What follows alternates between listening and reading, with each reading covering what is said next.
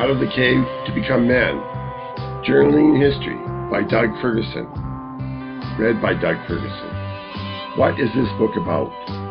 An understanding of the world around us is needed to get the most out of life. People, not matter, are the essence of the world we live in. So it is of vital importance to know people. Use your imagination. Astral project yourself into the walking shoes of another. Imagine yourself seeing the world through the movers of society. Know the people of history, and they will be your mentors to help you in this world now. To know, one needs to see the world through their eyes, to think their thoughts, to understand their words, and to see reality. To do this, a framework needs to be built, and this can only be done by taking the first step of being empathetic to those around us. Using our mind, we can walk in another's shoes. Though things are faster than ever, still the world of the past is not as different as you were told. The same conflicts are in society now as in the past, more so than you think. The conscious minds of history have created the cultural structure from which forms the laws and institutions of our societies. Understanding these people of history gives us a framework to understand the world we live in and the direction we are going. People of the past created the rules that govern our world. How did they do this, and what were their motives? The people of the past are humans, and we are all humans with conflicts. How did these people in history deal with the conflicts and confusion in us and around us? This book is a journey to uncover some of the mysteries to help us understand the flow of our history. With the understanding of history and the people around us, our life can be transformed from reacting to proacting. With knowledge, we no longer need to be afraid, for we can change the world. The historian is a sleuth and a judge. The historian takes the witnesses of many and tries to determine what really happened. The historians question and follow the paths of answers as they explore the archaeological site of witnesses of the past. If you are not a student of history, then you might have the impression that it is all well understood and the narrative of histories are exact. And it really doesn't matter because it is history. It is over and done with. In this book, I hope to give an understanding of the dynamics and flow of our history. We are not so different than the people of the past. The people of the past can be our mentors. They can guide us through the challenges of life. We are not alone in the dark if we only search and listen to the voices of the past. History, what is it? It is a record of the personal consciousness. History is facts, and there are ideas, persons, places, things, narratives, philosophies, drama, and times recorded in history. But the conscious mind of the person recording the history is who we are addressing when we listen, when we read, and when we touch our history. History is meeting the person, the creator of the oratory, the literature, and the art. We should not just look at the material, but look into the consciousness that created the history. To know the consciousness is to understand the facts, ideas, philosophies, drama, and people of history. To know the person presenting history is to know their perspective. To know history is to feel the drama of unknown expectations. Feel the fear and excitement when you immerse yourself into another's life. Their focus and their motives become apparent when we look through their mind's eye. The people of history made our world. They did not just react to the lead of others. They were the leaders. We can be the leaders also. Our life should not be just existing as a zombie, just reacting to inputs. Break out from the herd, think for yourself, and leave the sheep who are being cajoled into the pens by the media dogs. Don't be just a cog, counting the days. Become aware, be transformed. Knowing consciousness is transformational. When we become aware of others, we awaken.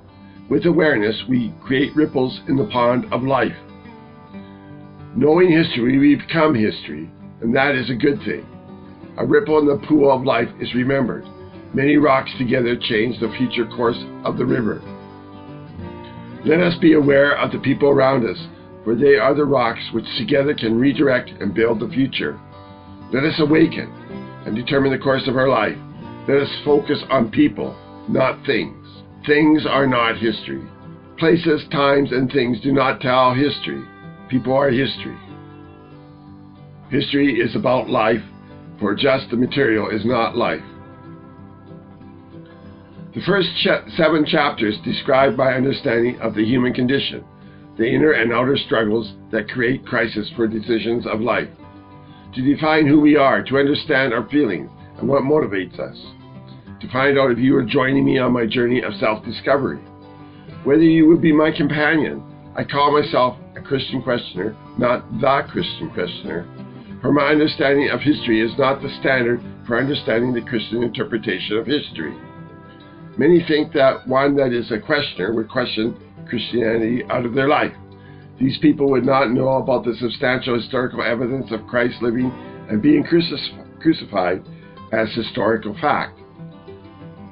The reason I am mentioning that I am a Christian is because I am not a rubber-stamped Christian. I don't fit into anyone's mold, neither the unbeliever or the believer, and I try to question and verify as much as I can. Who is the unbeliever?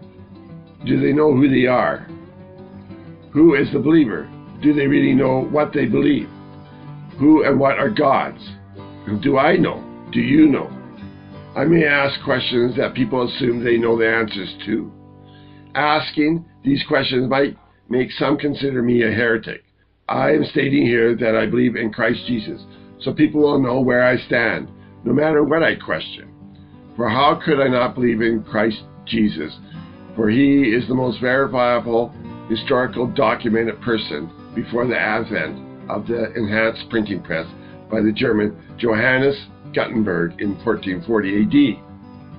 As a Christian, I hold true to the confession of believing in the life, crucifixion, and resurrection of Jesus the Christ, and that he is the God in the flesh.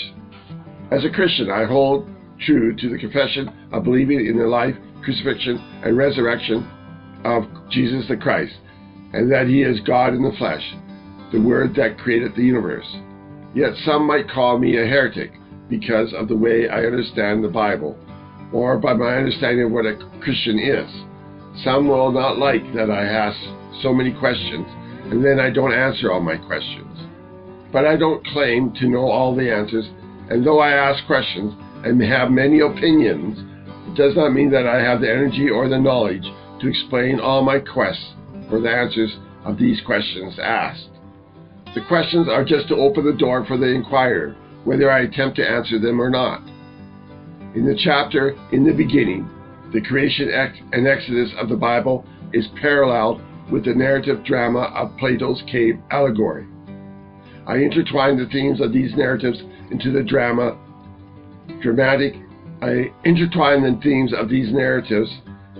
dramatic narrative of every man becoming an adult, taking the brave steps of coming out of the cave to meet the challenges of becoming men. Then the book narrates the modern understanding of how the universe came to be. There is so much more that can be discussed about the philosophy, physics, biology, and all the sciences of this complex historical building of knowledge and thought. And it is too much for me to address all of this in this book. In this section, the beginning, the narrative modern, the uniqueness of the earth and moon is reasoned as a rare partnership that gave us this chance of life. Is there anywhere else in the universe that such a relationship between heavenly bodies has occurred? How did the moon come to be? What are the results of mission probes sent to intercept comets in space? Where and how did comets become embedded with amino acid? Did the process panspermia bring the beginnings of life to Earth using comets? Are the three processes of forming the moon, the creation of comets, and life connected? Later I spent some time discussing the geophysics of the Earth, which is something I thought I wouldn't spend so much time on. But as I researched, I became fascinated and I am amazed at the intricacies of this field of study. Through the writing of this book, I learned some things, and maybe you will too. In the catalyst of the Ice Age cycles, death brings new life. The dynamic changes in climate are postulated to be instrumental in setting the stage for man to migrate out of Africa and up into the Euro-Asia continents. During the setting of this stage, genome manipulation by viruses and interspecies dynamics is postulated for the creation of new species. Could it be that the Spirit, what is the Spirit, nudged the proto-man with a promised land teeming with life, and so by faith in that voice, they journeyed on a transformational migrations which birthed the new man? Possibly, the proximity of life during these migrations allowed for virus tools to be used for natural genome editing of DNA sequences in the creation of new species. These migrations caused by climate change were instrumental in changing man's potential and awakening man's consciousness. Later, the changes in climate led to changes in mankind's social development and the beginning of civilizations. This is a new journey of exploration that I am sure that you have never heard of, and I hope that it is fascinating for you as it is for me. No book of the creation of civilizations would be complete without the discussion of the amazing, beautiful, spirited equine. The horse, a creature of intelligence and a bridge between continents and feral nature. The creature that transformed civilizations for millenniums. Why and how and when did the man first partner with the horse? During and after the chapter evolving from migrations to settlement, Mesopotamia, the Fertile Crescent, the mother of civilization, the birthplace of the modern world, the Goldilocks arena, where maximum ideal development and advancement happen, is introduced. I know you will like Mesopotamia, though she is more woman than many men could handle. For the woman called Mesopotamia dramatically seduced, threatened, beat, cried, screamed, and gave birth to the nations across the ancient world. In her maelstrom cauldron, stirred with fierce and deadly competition, mankind didn't know whether to love her or leave her, and many did both in this operatic theater. What do you say to that? Did I prick your interest? I hope that I will not disappoint you in the presenting of this drama. In the chapter of migrations of philosophies, there is discussion of development and migrations of writing and philosophy of Mesopotamia, which seeded out several flowering civilizations. The competitive winds of Mesopotamia blew seeds to distant lands where the amazing ancient Egyptians, Greeks, and Jewish people grew into nations. How can one write a book about the ancient Egyptian people without wondering about the majestic, enduring pyramids? This, too, I explored in the why and how to build these superstructures. From postulations of the ancient Greeks to modern archaeology and the unorthodox theories, the chapter on the pyramids percolates theories from the minds of men.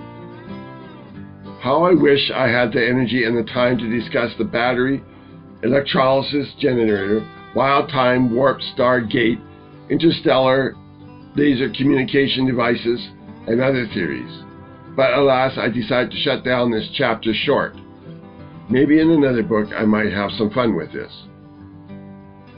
Why, oh why, do I have a chapter on the Ethithro dilemma? I mean, who has ever heard of this before? Why even mention this? An entire chapter. I have got to be kidding, but there it is. A secret code that either makes or breaks any government that ever existed hidden in the halls of Plato's thoughts.